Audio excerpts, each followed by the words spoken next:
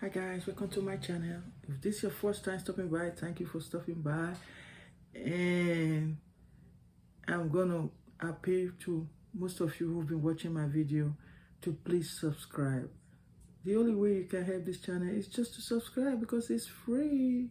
You don't have to pay a dime, it's just free, right guys? We can do better. Please do subscribe. Okay, let's dive into it. As the topic says, cities with affordable properties. If you're looking to like becoming a real estate, real estate person, or you want to invest in housing, you want to become a landlord or whatever, or you need to know where to put in your money, especially if you are low in cash. You don't want to buy properties in those cities that are treacherous. So you want to go where you can acquire property in an affordable price. So some of those cities are: one, Detroit. Detroit have very low cost of living as well as very low property cost. If you want to buy a property in Detroit city as compared to Chicago, you'll be paying like maybe 50% or less buying it in Detroit, and the rent difference is not that much. You know what I'm saying? So you have to maximize your profit as a business person. So Detroit is one of them, where you can easily get maybe a 2-flat apartment building or three units that you sub rent out for a very affordable price. Another one is St. Louis. St. Louis. Properties are very affordable down there in St. Louis. Of course, the rents are low. We'll be collecting low rent, but that being said, you understand how it works. So collecting a low rent is nothing bad, because you can, if you put in 20 grand in a property, you can easily get your money back maybe in less than 5 years. That being said, and the property remain your own, you will be paying property tax. And also to St. Louis is a kind of a Republican state, so their taxes are very low. Guys, you have to pay attention to taxes, because even if you buy your home cash or your building cash, you still have to pay taxes. So it's very important to pay attention to taxes. All Democrat states have higher taxes. Just have that in mind. The Democrat state, they have higher taxes. And New Jersey is one of the highest, most tax states in the nation when it comes to property owning. So if you are a business person, you want to rule out New Jersey, except you have truckload of money, I don't know, I don't have. So you want to stay away from New Jersey if you want to do business, real estate business, like, you know, renting and all those stuff. You want to become a landlord or landlady, whatever it is, but just stay away from New Jersey. So you're talking about place like Cleveland, Ohio. Properties are also affordable there. You're talking about place like Dallas, Texas. Properties are affordable there. You can easily get the property at a low price and rent it out and be making your cool dough. It's very good for retirement purpose. And Tennessee, Memphis, Tennessee is another one where you can get properties for very low price. In my home state of Illinois, the properties are very expensive, especially in the city of Chicago. But if you go to suburb, like the suburb of not really a little suburb, like people don't know, like Rockford. Rockford is a town, but the properties are also affordable there, and the property taxes are low. So that's where you can also look into if you want to invest in Illinois.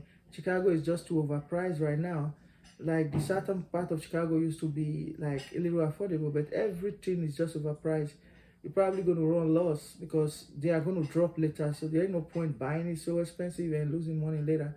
So you want to look at Rockford, Illinois, and the rest of them, where you have lesser crime and properties are affordable. You want to pay attention to crime too, because if you buy a home in a high crime area, it'll be difficult to find a good tenant that will be paying your rent. So you want to really pay attention to that, guys. It's very important. Things you have to pay attention to based on my own experience. When buying a house that you want to rent out, one, The crime rate is very important. That will determine if you get a good tenant or if you even get somebody to rent it at all. 2, you pay attention to the property taxes. So that's very, very important. Then 3, the demography that live in that neighborhood is also very, very, very important. So you want to buy a house in a neighborhood where you have